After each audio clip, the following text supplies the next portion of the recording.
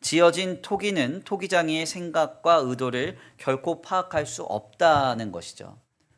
우리는 한낱 진흙에 불과합니다. 주님이 지으신 피조물에 불과하죠. 근데 하나님이 우리를 만지시고 다루셔서 어떠한 용도와 어떠한 조건으로 우리를 사용하시며 우리의 삶을 인도해 가십니다.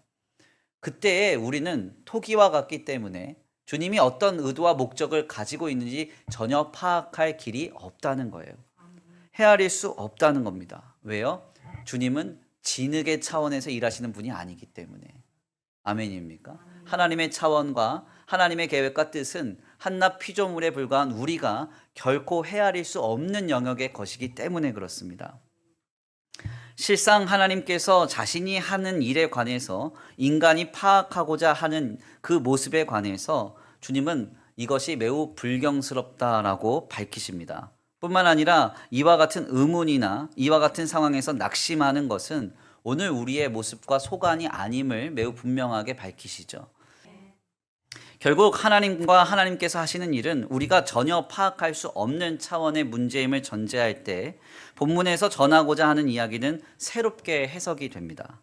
지금 당장 내가 보기에 악한 자들이 있습니다. 악한 상황이 있습니다. 그런데 하나님께서 그를 내버려 두시는 이유는 우리가 알 길이 없는 것이죠. 다만 그 속에서 무엇을 봐야 돼요? 주님의 섭리와 주님의 계획과 주님의 역사를 바라봐야 된다는 거죠.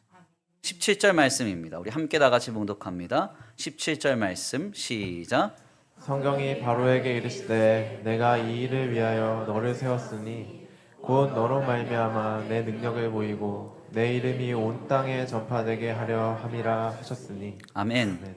놀라운 이야기가 증거가 됩니다. 바로는 너무나 악한 사람이죠. 답이 없는 사람입니다. 소망 없는 사람이에요. 근데 하나님이 그를 세우셔서 어떻게 하셨다 그래요? 하나님의 능력을 보이고 하나님의 이름을 증거하는데 그를 사용하셨다는 겁니다.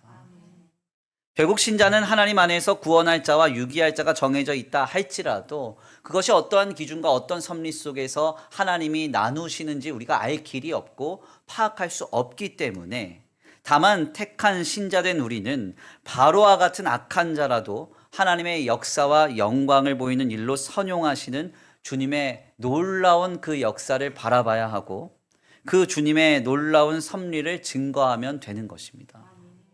다만 우리는 하나님께서 하실 일들을 감히 파악할 수 없기 때문에 주님이 하시는 일들을 바라보면서 악한 바로라도 선용하셔서 주님의 나라와 주님의 선하신 역사를 이루어가시는 일로 하나님께서 역사하고 계심을 다시금 믿음으로 바라야 함을 도전받는 것입니다.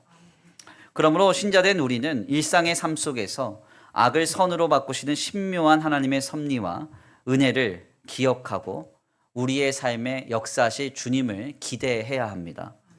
우리에게는 완전하신 그 선한 역사, 예수 십자가가 있어요.